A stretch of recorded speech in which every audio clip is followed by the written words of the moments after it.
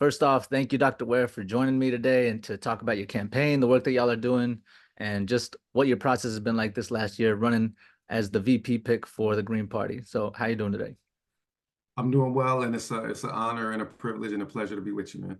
Yeah, again, I saw your interview that you did on the Breakfast Club, and I think you ate that up. I think that it was very clear what the Democratic operative Angela was doing there, and Yeah. you handled yourself very well. So I'm glad that that had that backfire effect to give people that sense to hear you out. Yeah, and I mean to be perfectly honest, so it was an ambush because they actually contacted us the night before and asked us like what we wanted to present. They made it seem like we were going to have an unobstructed, opportunity to present our platform. When I walked in the room and saw Angela there, I knew just what it was.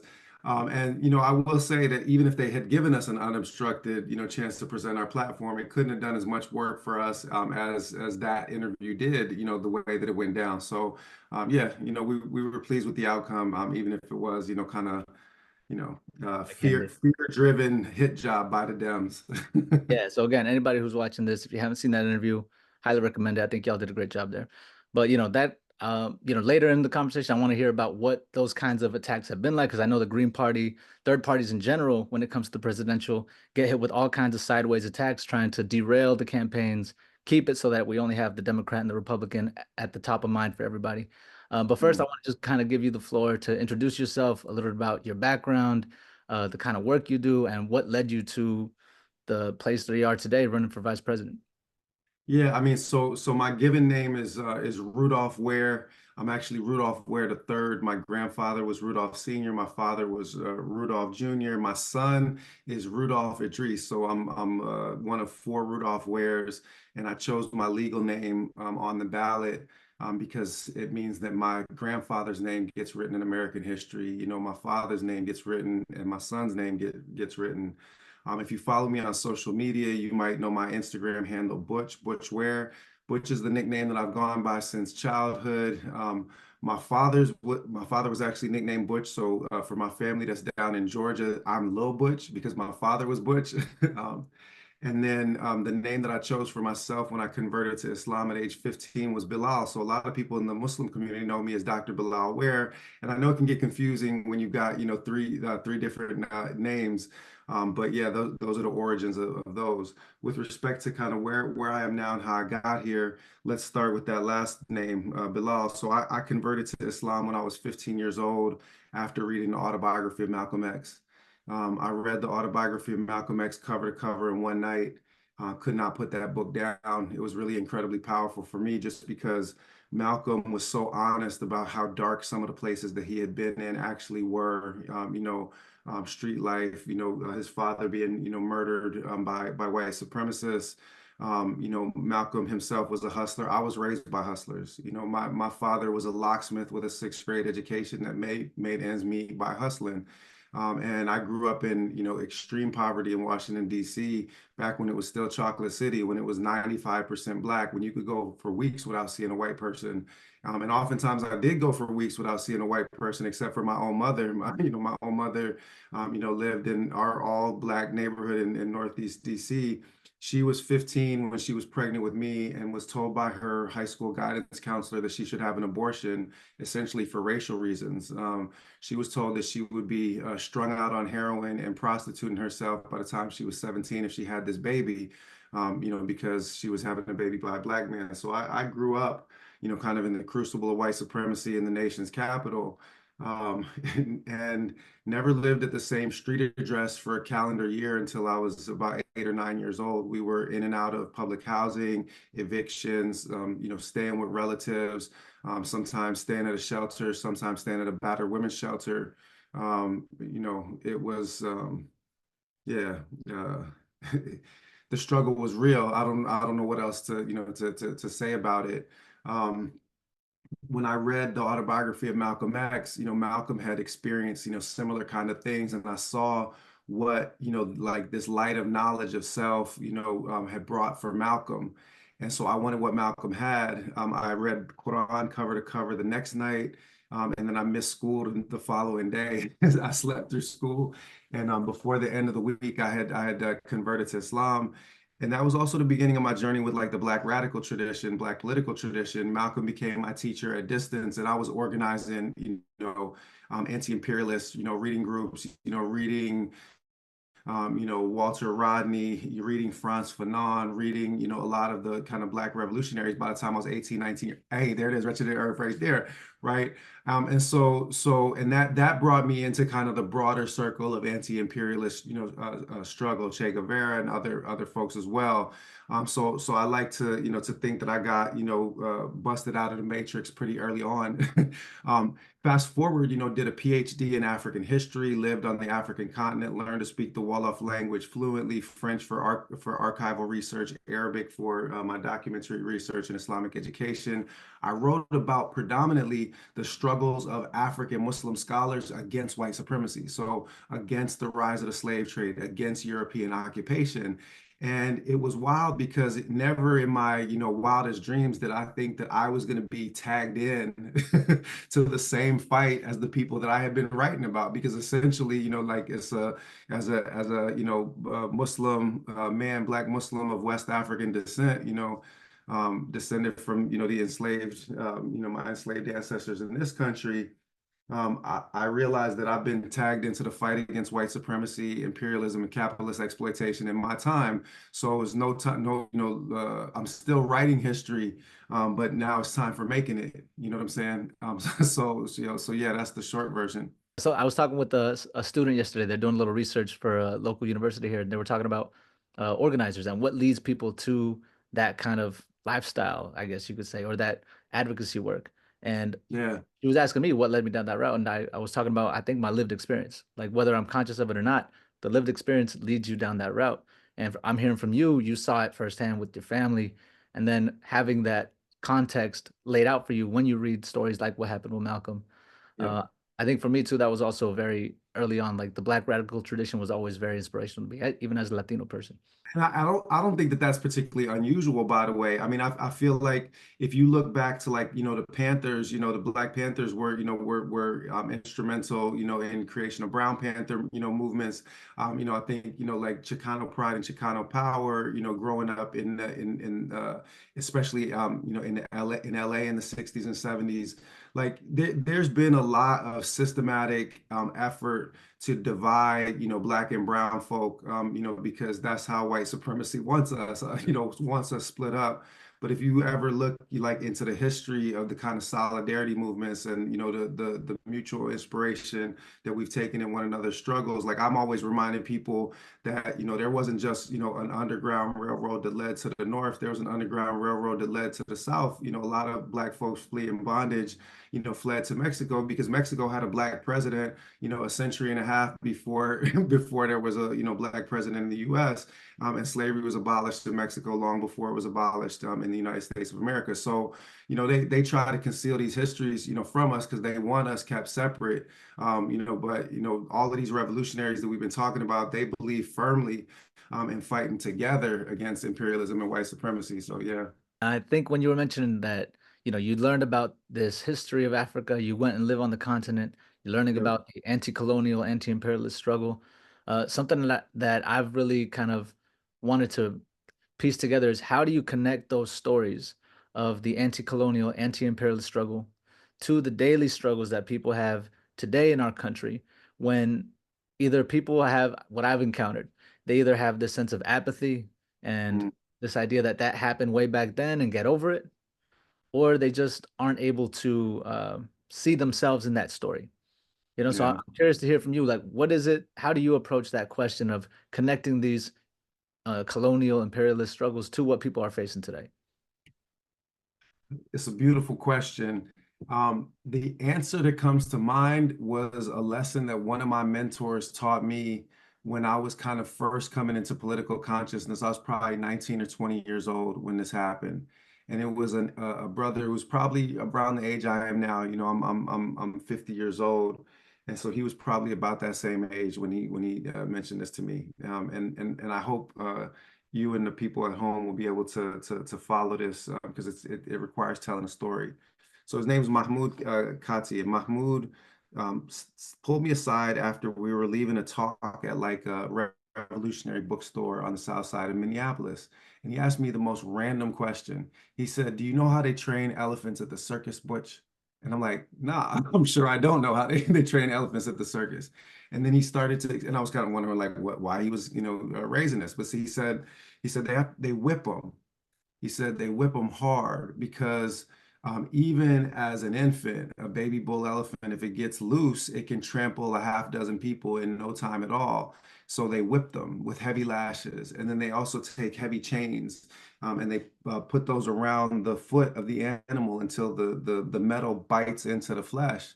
And then they take those chains and they anchor them in heavy pegs, iron pegs or concrete into the ground so that every time that animal tries to run, it realizes it can't move, it's immobilized. And every time it tries to run, they whip it, you know.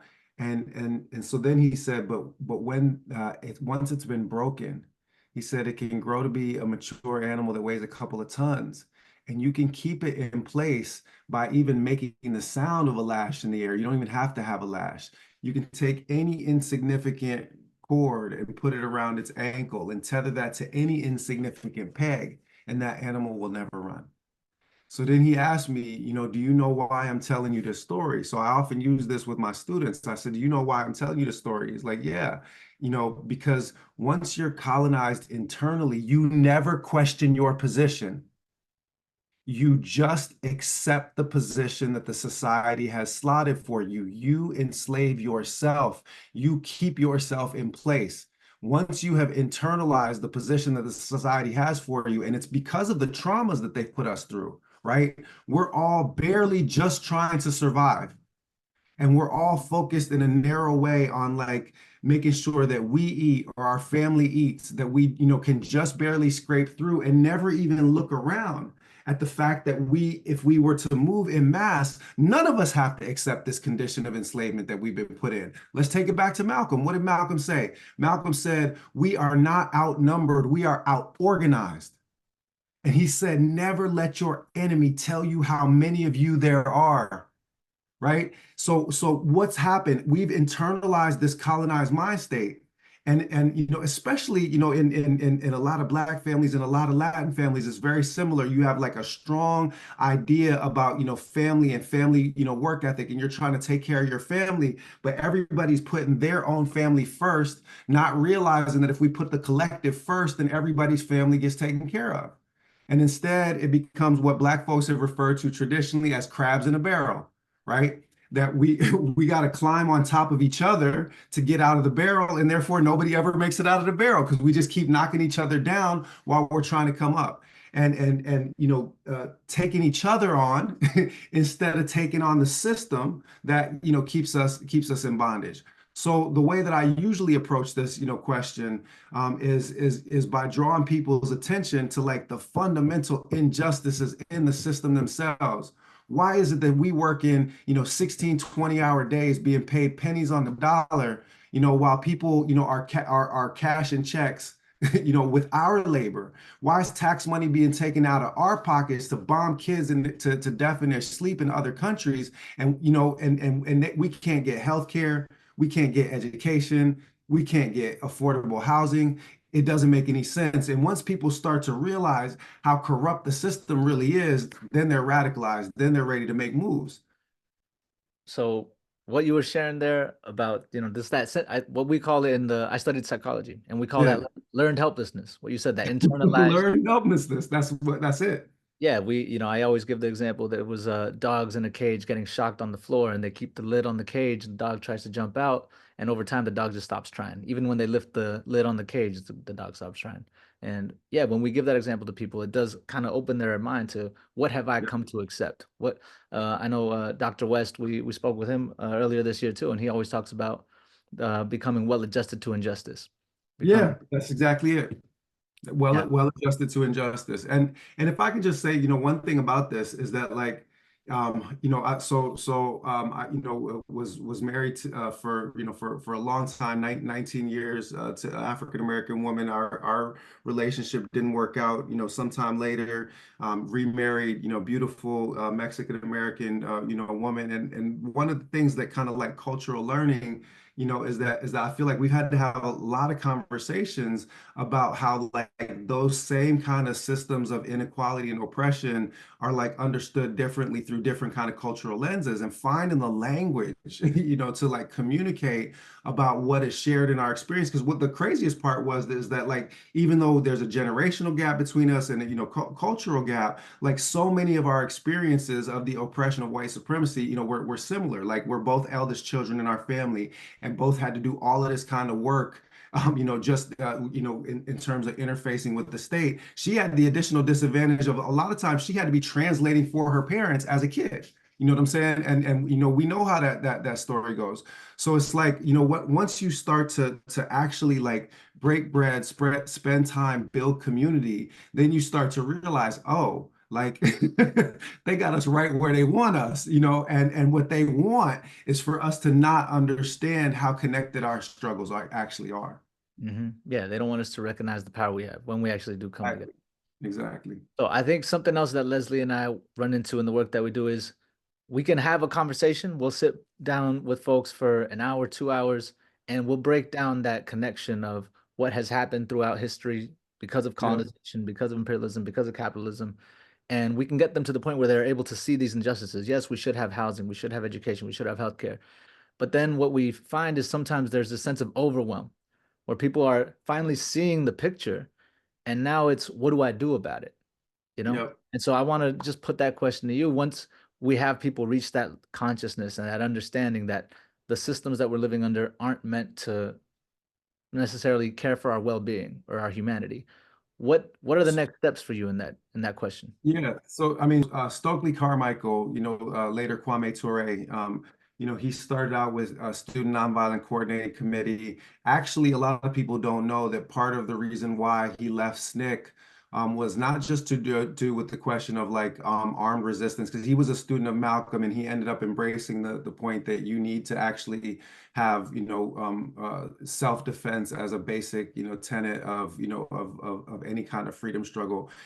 He said that nonviolent resistance is predicated on your enemy having a conscience. America has none. So therefore, you have to be prepared to defend yourself because people are going to try to bring harm to you. So Stokely was a direct disciple and student of Malcolm, and what he did with Malcolm's "We are not outnumbered, we are out-organized." Was that he talked about kind of the importance of organizing against systems. So he would sometimes say, um, people often mobilize around issues, but revolutionaries organize against systems, right? So this is, I think, the big part of the answer is that like if you take a look at, so I got on social media for the first time in 2020 after the Floyd murder. That's when I just decided that anything good that I had needed to be shared with the world. And what we found in that moment was that people were mobilizing around the issue of police brutality, which was dramatized through 8 minutes and 46 seconds of George Floyd being choked out. Um, and a lot of people were waking up to things that, like indigenous communities in Minneapolis, like my second hometown, like people would routinely get, beaten up, by the police, indigenous folks, many, complaints of police brutality going way back. Black community, obviously, I was stopped 17 times for driving while black, never ticketed before I reached my 18th birthday, right? And a lot of people were waking up to that for the first time in 2020. But because they were mobilizing around an issue rather than organizing against the system, what happened? The system got even better than before at brutalizing people. So police have killed more people in every year since 2020 than they did the prior year. And now you see police coming out in riot gear, tamping down the freedom of speech, violating the constitutionally protected right of speech, of assembly for white kids on college campuses, stuff that they used to only reserve for people like you and me, right? Now, because there was no organization against the system then becomes more repressive. So now this brings to the question, right? Organizing against systems often has to include political organizing. And a lot of our people have been persuaded that like political party organizing and electoral politics doesn't do anything. But voting, this whole thing, well, voting doesn't change anything, that's a psyop. Because If voting didn't change anything, then they wouldn't have let all them white boys kill each other in the Civil War trying to keep black people from ever getting the vote. They know full well what happens if we embrace our electoral power. And they are trying to keep us from embracing our electoral power by convincing us that it does nothing. But the truth is at the heart of every modern revolution, again, revolutionaries organize against systems. Mhm. Political party organizing gives institutional channels for you to exert power. Huey P. Newton ran for office, founder of the Black Panthers, ran for office multiple times. Aaron Dixon, Seattle captain of Black Panther Party, ran for office multiple times, seeking political power through whatever means are available in the society is how we move from that learned helplessness to embracing our power. But unfortunately, we have two political parties, the Democrats and the Republicans, who within their political party structures themselves, they are designed to disempower us. They are designed to silence us. They are designed to tokenize our presence for diversity purposes without ever actually taking action on the agendas, the things that we need organizing on. So that's the reason why I got into the when I was tagged into this fight. The reason why I accepted it is I've been organizing and working as an activist and community educator for my whole life. I see myself as a public servant. Well, if you have this tool of public service that can help organize communities, then you have to use it. Mhm. Yeah, when you mentioned the fact that people want to put the political power aside, the political question. You mentioned Kwame Ture. Yeah, I've got his book or Stokely Speaks that I've Public speech, yeah. like my second Bible. But I know in an interview he was talking about the riots or the uprisings that he would say in 1992 in LA, and he said if we Yep. took the energy that was out on the streets and converted it into political power, they would have taken over that city. And so I want to ask. Quick, fast, in a hurry. It would have been, yeah, exactly. And so I think that question though about political power and how do we get to that political power again for you running as a Green Party candidate. I think something that I've seen, especially I was a big Bernie supporter in 2016, 2020. Yep. And this is somebody who was, lifelong servant to the people, runs on a Democratic ticket, gets this massive support from people all over the country. And then we see how this Democratic apparatus just came together to shut it down and neutralize that threat to their established power. Yep.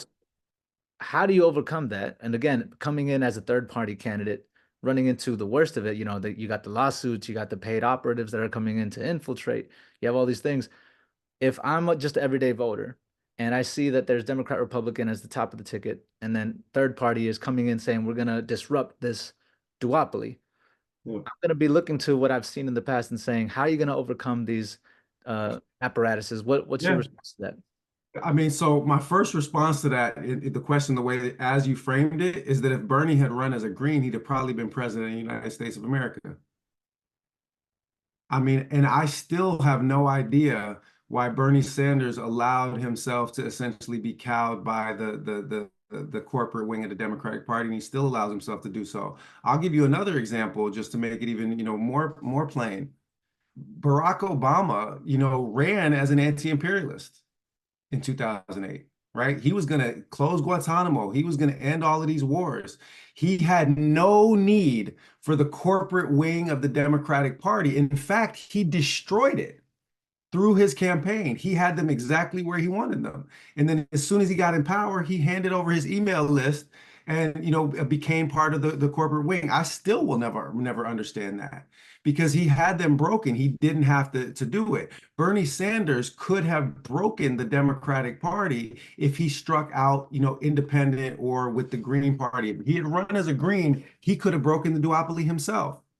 The problem that people have is that ultimately, like the Democrats, their corruption is with the carrot, the corruption of the Republicans is with the stick. The Democrats, keep people hooked up to an IV of cash until they're addicted to it. And then then they never want to unplug from that IV of cash and actually have to go out and win elections without all of this massive, corporate money that now flows through the party. When somebody breaks party ranks with Trump on the other side, he just puts a nasty tweet out about him and people start threatening their life, right? One rules with the carrot, the other rules with the stick. Neither of them rule with integrity. None of them govern on the basis of integrity, intelligence, and wise policy. And that's what I feel like the Green Party brings into the equation. And I'll just say this is that people are going to be shocked by the extent to which people that have never voted, especially young people, especially in the 18 to 29 demographic, come out on November 4th.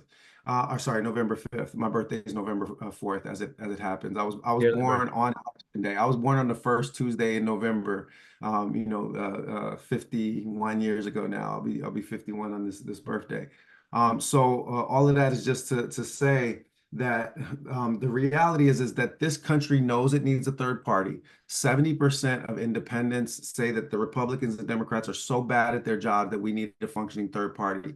53% of Democrats, 48% of Republicans say the same. In a different poll, it's 63% of Americans, irrespective of party.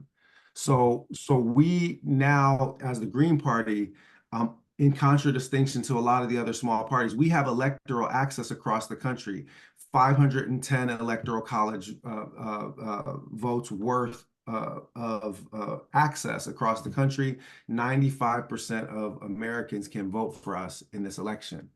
And I'm just going to tell you this, right now, the Democrats' ship is sinking. They lost the Muslim community because of the Gaza genocide, and they actually have no hopes of winning this election in any way.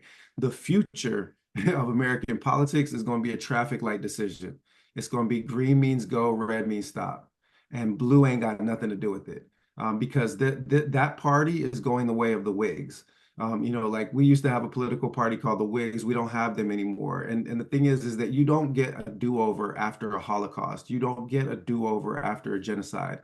That party is going down in flames and they know it. That's why they've resorted to taking out hit pieces against myself, against Dr. Jill Stein, because they are desperately afraid of what is inevitable in this electoral cycle, which is that the Green Party is going to be on the map as that viable third option for all Americans going forward. The fact that Democratic Party, Republican Party have been so averse, so afraid of the potential introduction of a viable third party coming into the fold really just shows again how shaky the ground is that they're standing on. And I Yeah. know, to bring it back to what Bernie said, I remember him commenting that essentially that he didn't want to become a Ralph Nader. And he saw Trump as an existential threat, said, I can't risk it. I think this time around, given what we've seen in Gaza, given that there is really no red line for the Democratic Party, I think people are kind of just over that talking point of Trump is worse. Yeah. Like you said, it really does feel like there's a breaking point. I hope that you're right and that after this election, people start to realize this cannot continue, that we can't just go on with these two parties being the top of the ticket every time and controlling the narrative, controlling the Overton window of what we can talk about. Well, if we can just pause right there for a quick second, right? Well, how do they control the narrative? They control the narrative because not only do they dominate the political environment, but they dominate the media environment, right? You have Fox News running cover and carrying water for Team Red. You have MSNBC running cover and carrying water for Team Blue. You have CNN running cover and carrying water for the 1% as a whole. So you have these, and to be truthful, there is no fundamental distinction between the Democrats and the Republicans on 98% of issues. So they're both parties are owned by AIPAC, right? Both parties are owned by Raytheon, Lockheed Martin, Boeing, General Dynamics. The war machine collectively owns both parties. There are slight differences in like the marginal edges of their donor base, which is you have white Christian evangelicals and certain identity groups on the other side. And those fight for the 1% of the crumbs, but 99% of the directives come from AIPAC and the war machine.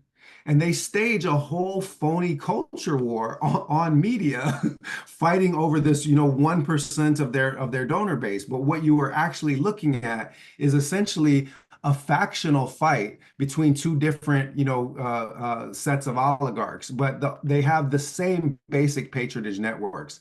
And those patronage networks extend into the media. So the reason why you hear people repeating this nonsense, oh, you're going to throw your vote away if you vote on, for a third party, is because they're propagandized continuously to accept the duopoly as the norm and to never break out of the mold and demand more, to demand accountability.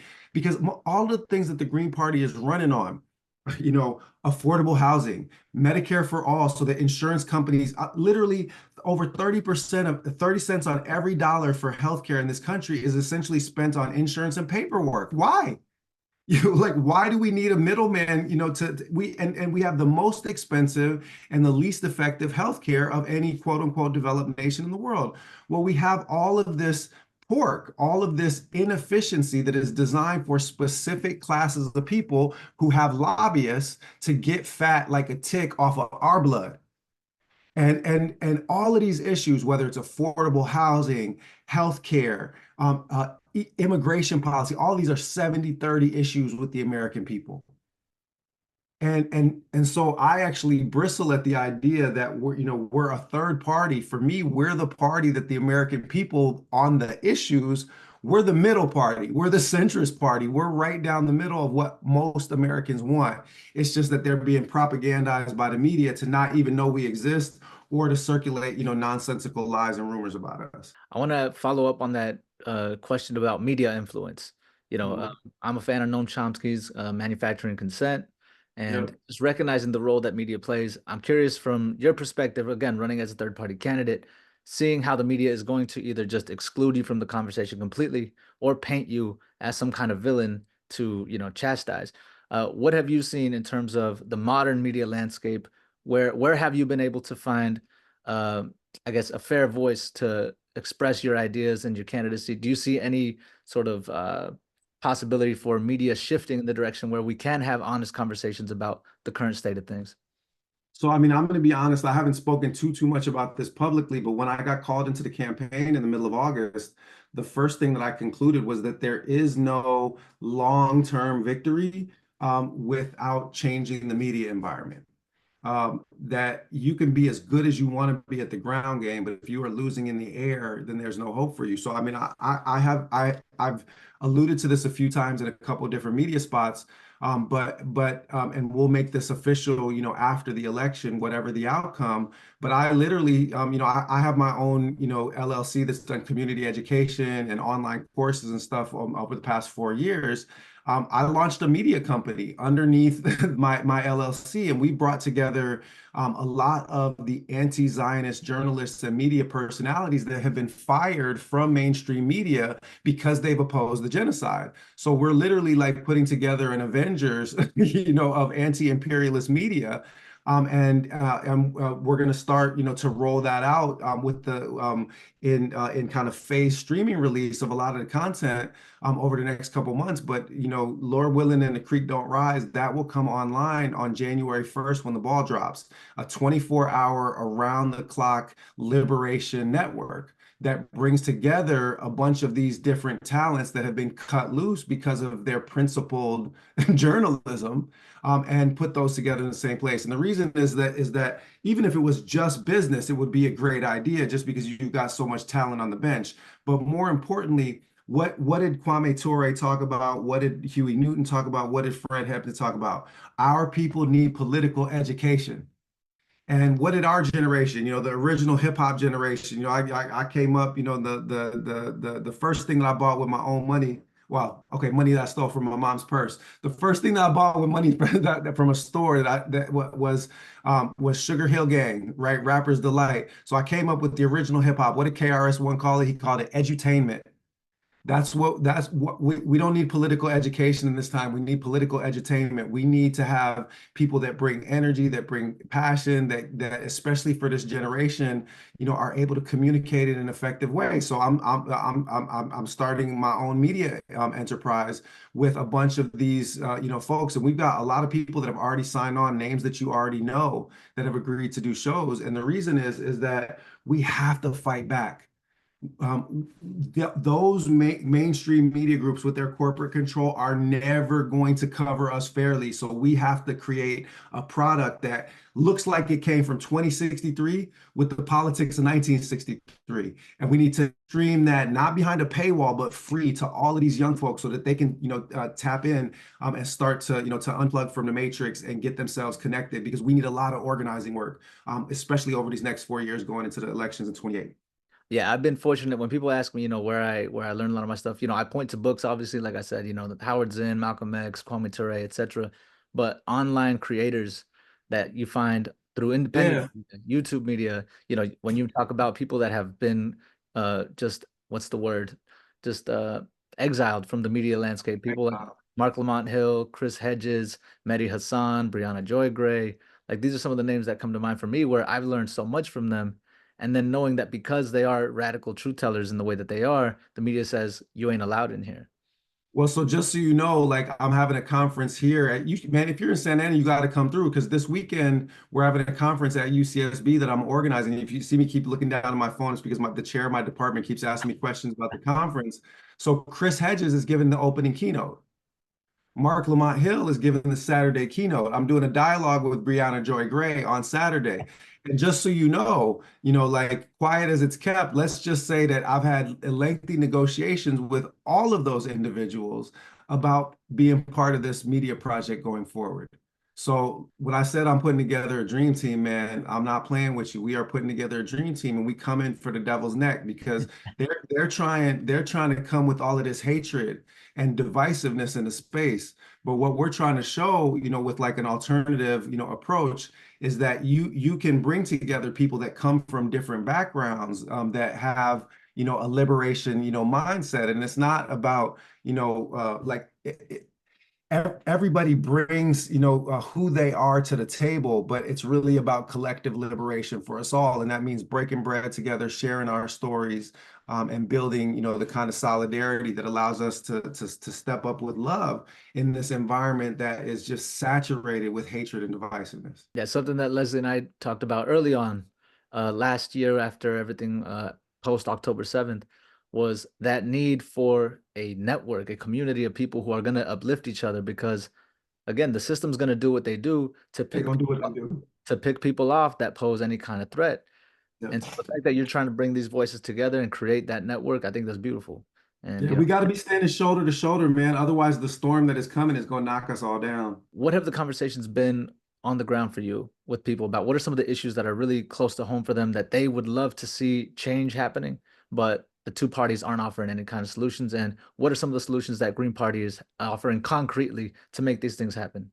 I'll give one that is of, specific, like importance for both the Latin community and the Black community. And this is something that I've been trying to make sure that we message on, and I will hold myself accountable that I feel like as the Green Party through this campaign, we have not been successful in amplifying this message. So I want to make sure that it's mentioned in this environment. So before I joined the campaign, I did an interview with Dr. Jill on my own Instagram Live about her platform. And she was explaining, among other things, that her approach to the drug epidemic in the US was going to be to treat it as a public health problem rather than a profit opportunity for the carceral state, right? Because that's what, it currently functions as.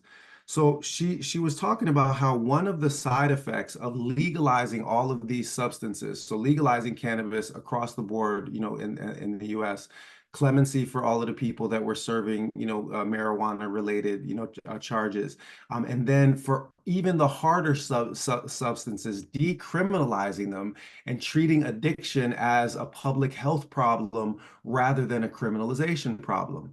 She said that one of the side benefits of this would be that it would disempower cartels in Central America because they would no longer be drug dealers. And I said, wait, hold on one second. Did you just give a magic bullet that allows my wife, my mother-in-law to be reunited with her family and also keeps my cousin out of jail?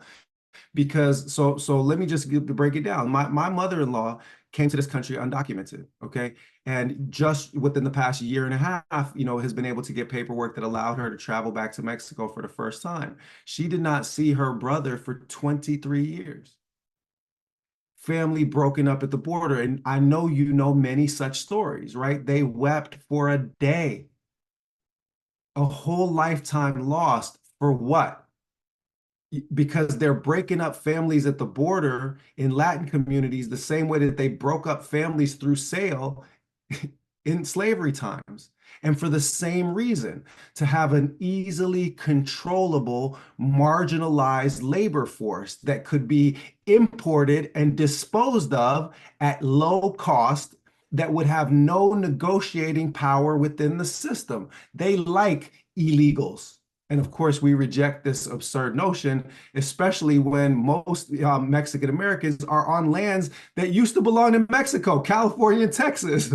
And that in any case are people that are indigenous to this hemisphere, whereas the white supremacist governors of these states are not indigenous to this hemisphere. It's crazy how you would take over a land and then tell the people that are indigenous to it that they are illegal on it. Madness. But let's just go back to this equation. So I asked Dr. Jill about Green Party foreign policy, and she said that the first part of foreign policy is to understand that we have to dismantle the American empire. That means no more CIA assassinations, no more military juntas, no more bases all over the world that are designed just to antagonize the population. So now bring it back to this quote unquote migration crisis. She said, we don't have a migration crisis, we have a racism crisis. We have a demonization of immigrants crisis when we know that immigrants put more into the economy than they take out. And so they're always a net plus on the economy. And the both Team Blue and Team Red like to demonize immigrants as criminals, whereas we know that the rates of crime amongst immigrant communities are significantly lower, especially violent crime, because nobody's more violent than people that already live in America. I mean, let's be blunt about that. So put this whole picture together now. So she said then the best way to get rid of your so-called migrant crisis is to stop causing it in the first place. So you stop systematically destabilizing Central and South America. You stop empowering cartels by criminalizing controlled substances. And imagine now what is possible. You have an environment where my cousin, who did 3 years for possession in a vehicle that wasn't even his, and my mother-in-law, that they both have their lives back and are both made whole.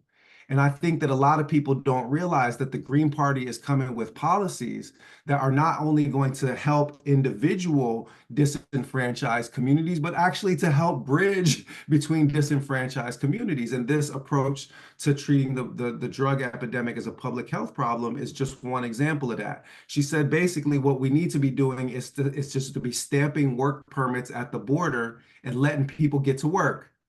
And you and I both know that in the majority of instances, like I've been married into a Mexican American family for for 5.5 years now. There's a lot that I still have to learn, but I lived in Senegal over 20 years ago, and I know a lot of West African migrants that have come to this country over decades.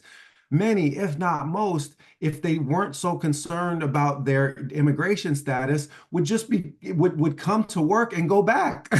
Not that many people want to stay here. Y'all are making people stay because the policies essentially criminalize border crossing. Whereas if you just give people work permits, people are going to come to work and then they're going to go back and spend time with their families and then they're come to work. My family came here when they were undocumented. My mom was 7 years old. And yeah, we had plenty of family members that were unable to go back and see loved ones that they hadn't seen for decades just because of that policy. I think something else that you mentioned, just the history of U.S. involvement in Latin America, in foreign countries. I feel like that was for me something that really radicalized me in my understanding of why things are the way they are too. You know, I point to the book African American and Latinx People's History of the United Yeah. States.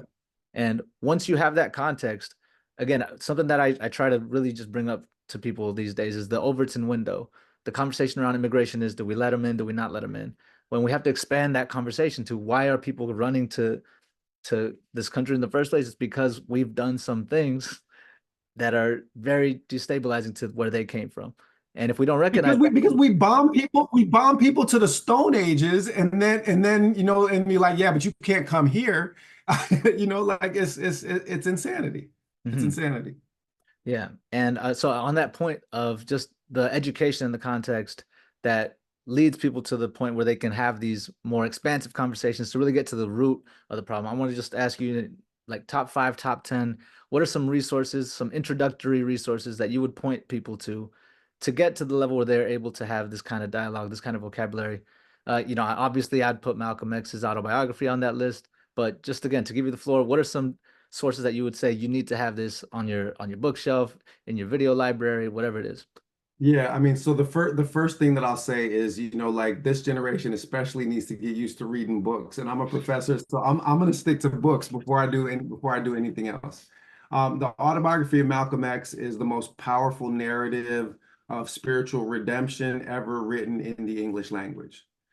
There may be works that were written in other languages that have been translated into English that might compete with it for power. I would say an English translation of the Quran, for example. But as far as things that are originally written in English, autobiography of Malcolm X is the most powerful, narrative of redemption. I always recommend that people read that.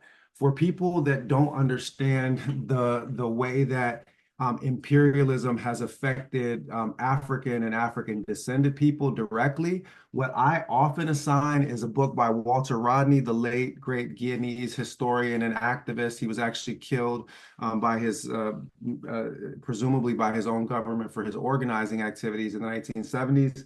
But the book that I recommend from him is called How Europe Underdeveloped Africa.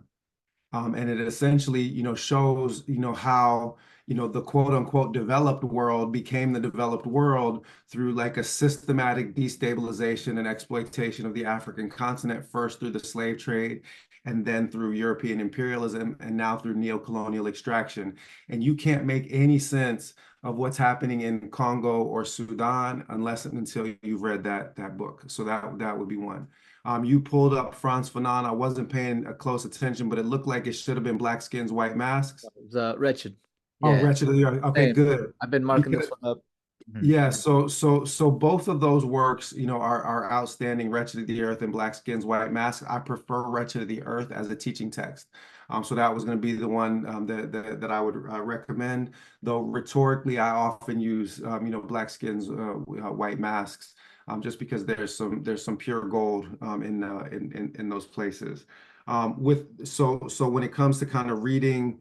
Revolutionary Suicide by Huey P. Newton. Yeah. Another, absolutely outstanding work. And the other one, and this one is on my own list, is selected speeches, the last speeches of Malcolm X. So if you want to kind of hear Malcolm's political philosophy when he was close to the end of his life, that's an excellent source for it. The last thing that I'll just say is I think that I kind of cheated and I'm adding a sixth one here. Ah, But as you want to throw out there, go ahead. well, Toni Morrison. So for a novel, um, Paradise. Paradise to me is the one of the most sophisticated anti-imperialist, anti-racist works of fiction ever to come into existence. To me, it's her most brilliant book because of the way that it tackles gender inequality in like a direct way. And then she has a very short essay book called Playing in the Dark. And I would say Playing in the Dark alongside Paradise would be the books that I would add. And if I had to keep it to five, it would probably be Autobiography of Malcolm X, It would be the black skin, sorry, it would be Wretched of the Earth. It would be How Europe Underdeveloped Africa. And then I would probably let Toni Morrison take the last two. I would probably give Paradise and Playing in the Dark the last two spots. Again, that's something that I think more of us need to start putting out there is what are those educational tools and resources that helped expand our minds? Because there are a lot of people out there who I know have questions, want to make sense of why we are in the state that we are. And it helps to have people pointing in the direction saying, check this out, check this out. Absolutely, absolutely. Yeah, on that note, I also want to ask, are there any templates or examples of people who are doing work on the ground? Because, in this campaign, I'm sure you've talked to people all around the country who are doing work to try to create change in their communities, liberate Yes. people's communities. If do you have any just quick examples of templates that you really admire that you think could serve as a template for others? Without any question. I mean, so especially here in the state of California. I mean, I'm based in Santa Barbara, but I've done a lot of my, kind of activist and organizing work in San Diego and Los Angeles and in Oakland. Um, Pillars of the Community in San Diego, amazing organization. I mean, they've got brothers that follow the police the way that the Panthers used to, and just basically keep cameras on the police at all times. They do reentry programs for formerly incarcerated people. They do a lot of incredibly positive work with street organizations, and I'll just mention this, right now. That I will never be the one that will compare those red and blue criminal gangs that go by the name of Republican and Democrat to the legitimate street organizations like the Bloods and Crips. For me, one of those sets is criminal gangs. Um, and not the other. I'll just leave it at that, and let people can deal with that however they want to deal with it. So they do a lot of work with street organizations, formerly incarcerated people, and are always, kind of, building positive, kind of community work. The other two are religious organizations because I do a lot of work in the Black Muslim community. So Lighthouse Mosque in Oakland and ISLA, ISLAH on Crenshaw and Slauson in South Central LA. Those two, and they do an incredible amount of community work, not just in the Muslim community. They do incredible organizing work, feeding the hungry, housing the unhoused. And that's the biggest thing that's like, been powerful for me. And I'll just say this, like, since you're up the road for me, I've already made this announcement on Mark Lamont Hill and Glenn Greenwald shows that if we don't land that Muhammad Ali knockout punch, I'm planning to start a campaign for governor of California as soon as this electoral cycle is over. Gavin Newsom's two terms are up, and nobody's ever heard of either the Democrat or the Republican, and they sure ain't been on the Breakfast Club. So I plan to keep, this organizing impetus and really, especially here inside the state of California, start bringing together these communities into a coalition that is capable of knocking out these purple fascists, man. So we got a lot of work to do, on the ground here in the state of California over the next couple of years. I'm hopeful. I'm very inspired by the work that you're doing in terms of educating folks, creating the media apparatus that you're looking to create to educate folks. And again, just putting that idea in people's minds that we can't just forego the political arena. We have to be in there, as difficult as it may be, as uphill a battle as it may be. If we're not there, then They're gonna steamroll us. They're just going to keep steamrolling us. And until we fight back in the political arena, then they are going to keep playing in our faces. I wanted to kind of just ask you if there's any lessons, big takeaways that you've had in this experience, because I don't know what it's like to run for a national platform like that. I've seen local elections here and the kind of messiness that comes along with that.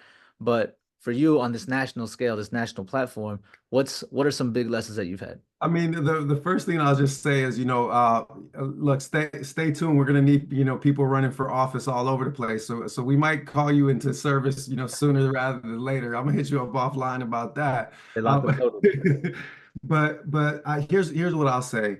Well, I've learned, sort of two things that I don't think that I fully perceived before I started. The first is that there is an absolute groundswell of popular support from all over the ideological spectrum. And, I mean, I've been flipping Trump supporters like pancakes. You know, there's all kind of support from all over the ideological spectrum for, public servants instead of politicians. And that if for those of us that are committed to public service, there's just an incredible opportunity right now, especially in the Green Party, but really and for all kinds of non-corporate, political movement activity. And then the second thing that I don't think that I perceive sufficiently is that the Democrats in particular, but even now also you're seeing this with Republicans, because there's been two straight polls that say that we're taking away more voters from Trump now than we're taking away from Kamala, or that it's basically 50-50. There is absolute terror and panic in the duopoly right now, because they are realizing that the Green Party is here to stay, and is going to be a major danger for them in upcoming electoral cycles. And all I'm gonna say is this, like get us past 5% in the national, popular vote on Tuesday. And that is going to guarantee us literally tens of millions of dollars to run the next election. It's going to guarantee us ballot access across the country, not in every state, but in almost every state. And it is going to guarantee us a debate. And, all I can say is, man, let me on that debate stage in 2028, and then it's anybody's race. That's all I got to say. Again, I hope the best for you and Dr. Stein in this campaign. I know 2025, whether it's green or otherwise, is going to be a busy year for everybody. And like you Yeah. said, we need boots on the ground. We need people to not just wait every 4 years for election season. We need people active. And again, I appreciate you putting those examples out for people of ways that they can engage in the political process. Yes, Um, sir. I just want to open up the floor. Is there any other message that you'd like to send to the people here locally or anyone watching this video here? I think probably, I would end, with just a call, especially, within, the African American community, especially in the Latin community, especially of course for all of the people that bridge those communities in, any number of ways, every manner of we celebrate every aspect of Afro Latinidad, right? That there's a lot of people that bridge both communities. But I would say that there is an incredible political opportunity right now for freedom-minded Black and Brown folk to really begin to renew processes that were underway in the 1960s and that were derailed by the identity politics of the Democratic Party. That there was a kind of radical politics that allowed for solidarity across so-called racial or ethnic lines, and that the identity control game, particularly of Team Blue, and of course the over racism of Team Red, really foreclosed on the opportunity for Black and Brown solidarity that was truly revolutionary. And I'm just here to say that I'm here to bring that back. And before I let you go here, I got one last question. Yeah. Again, I work with Leslie, her organization, Latinx Parenting. We try to create a world where families can have connection, compassion, and security for their families. I'm not sure. Are you a father yourself? Do you have kids at home? I'm a father, so I have a special needs son that's 14 years old. I raised two daughters that are now in their 20s, and I raised two stepdaughters before that. So I've been parenting my whole life. Absolutely. Yeah, so Leslie and I, we got 4 kids in between us, and we try to ground ourselves in that because the work that we're doing isn't necessarily for our lifetime. We're That's trying right. we're trying to plant seeds for our kids. So I want to know, just from your perspective, what is the world that you're envisioning for your kids in the work that you're trying to do? Yeah, I mean, we first of all, we are not passing down, a climate crisis, and imperialism and white supremacy to our kids. It stops now. It has to stop in our generation. And my wife and I are having discussions now about like whether we're gonna start our own family. I mentioned before, she's Mexican American. She worked with special needs kids for years, and almost all of them were either undocumented or people that were disadvantaged by the system. She saw up close, and I've experienced up close the way that also disability and special needs are experienced differently in our communities. And so one of the principal kind of priorities that I want to set also is to make sure that especially those that are giving all kinds of care to people, that the system and various kinds of toxicities in our environment have been producing all kinds of disabling effects in our communities, that we are creating spaces for people to heal, physically, culturally, and providing the backing and support for all of the families that are in the struggle. We need to reach forward and build like a more prosperous, sustainable future for everybody. In the Wolof language, they say, the child of Adam never lets go of what their hand is holding until they're reaching for something better. Right? And I feel like a lot of people are not going to want to let go of even these oppressive systems of the Democrats and the Republicans until we show them that we are capable of providing a better future. So while others are looking backwards, I'm predominantly looking towards what we can construct in the future for that generation of our children and Lord willing, our children's children. Thank you for your time talking with us Yeah, today, and we hope to talk again soon.